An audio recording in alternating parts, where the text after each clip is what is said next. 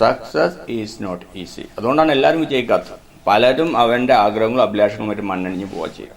അതല്ല, നിങ്ങൾക്ക് നേടണം എന്നുണ്ടെങ്കിൽ നിങ്ങൾക്ക് ആഗ്രഹം വേണം, ശക്തമായിട്ടുള്ള ആഗ്രഹം വേണം. എത്രമാത്രം എന്ന് ചോദിച്ചു കഴിഞ്ഞാൽ, ഒരു കഥ പറയാം. ഒരു സ്കോളറിൻ്റെ അടുത്ത് ഇതേ ആവശ്യമായിട്ട് ഒരു പയ്യൻ ചെന്നു, എനിക്ക് വിജയിക്കണം, എനിക്ക് നിങ്ങളെപ്പോലെ ആവാം എന്ന് പറഞ്ഞു. അപ്പോൾ സ്കോളർ പറഞ്ഞു, ഓക്കെ നിനക്കാവാം, നിനക്കതിനുള്ള ആഗ്രഹം ഉണ്ടോ എന്ന് ചോദിച്ചു. പയ്യൻ പറഞ്ഞു, യെസ്, നല്ല ആഗ്രഹം ഉണ്ടോ? യെസ്, നല്ല ആഗ്രഹമുണ്ട്. ഓക്കെ, നമുക്കൊന്ന് ടെസ്റ്റ് ചെയ്യാം, ഇനി നാളെ രാവിലെ പോകാം. പിറ്റേന്ന പയ്യൻ ചെന്നു.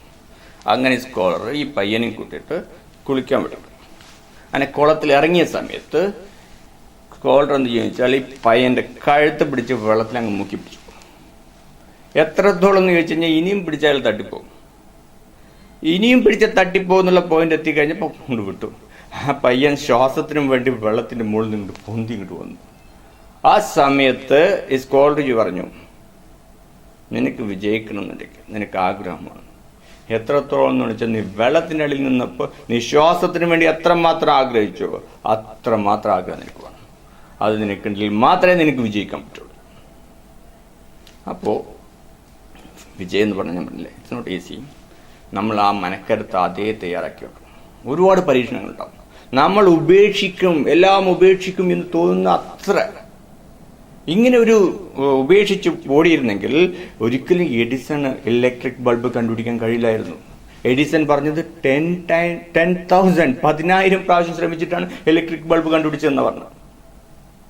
അതുപോലെ എബ്രഹാം ലിങ്കൺ അമേരിക്കൻ പ്രസിഡന്റ് ആവുന്നതിന് മുമ്പ് 10ഓളം പ്രാവശ്യം പല ഇലക്ഷനുകളായിട്ട് തോറ്റു. തോൽവി മാത്രം അറിഞ്ഞിട്ടാണ് അവസാനത്തെ വിജയം, അതും അമേരിക്കൻ പ്രസിഡന്റായിട്ട്. അതുപോലെ നമുക്കറിയാം ഹാരി പോട്ടർ ഏറ്റവും ഫേമസ് ആയിട്ടുള്ള ഒരു നോവലാണ്.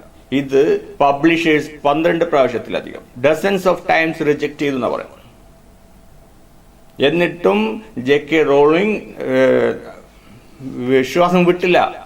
അങ്ങനെ ശ്രമിച്ചിട്ടാണ് ആ നോവൽ പോലും വെളിച്ചം കണ്ടത്.